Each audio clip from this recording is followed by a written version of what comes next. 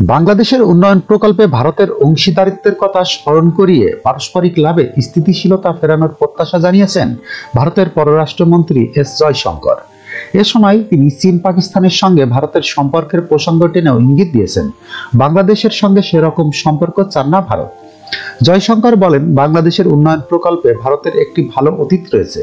প্রকৃতপক্ষে যখন আমরা প্রতিবেশী প্রথম নীতির কথা বলি, তখন পাকিস্তান ও চীন বাদে প্রায় প্রতিটি প্রতিবেশী দেশই আমাদের গুরুত্বপূর্ণ উন্নয়ন প্রকল্প রয়েছে এবং বাংলাদেশের ক্ষেত্রেও তাই।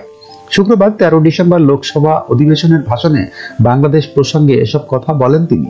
ভারতের পররাষ্ট্রমন্ত্রী বলেন, বাংলাদেশের সংখ্যালঘুদের প্রতি আচরণ ভারতের জন্য উদ্বেগের বিষয় এবং নয়াদিল্লি আশা করে ঢাকা নিজ স্বার্থে তাদের নিরাপত্তার জন্য ব্যবস্থা নেবেন। তিনি বলেন, ভারত আশা করে বাংলাদেশের নতুন সরকার পারস্পরিক লাভের একটা স্থিতিশীল সম্পর্কের দিকে যাবে। আমরা আমাদের উদ্বেগের বিষয়ে তাদের দৃষ্টি আকর্ষণ করেছি। সম্প্রতি পররাষ্ট্র সচিব ঢাকা সফর করেছেন। সফরকালে বৈঠকগুলোতে বিষয়টি উঠে এসেছে। বাংলাদেশের সংখ্যালঘুদের প্রতি আচরণ উদ্বেগের কারণ হয়ে দাঁড়িয়েছে, কারণ তাদের উপর একাধিক মামলার ঘটনা ঘটেছে, যোগ করেন জয়শঙ্কর। যখনকার খবর তখনই দেখতে চোখ রাখুন সুন 24 টিভিতে। চ্যানেলটি সাবস্ক্রাইব করুন।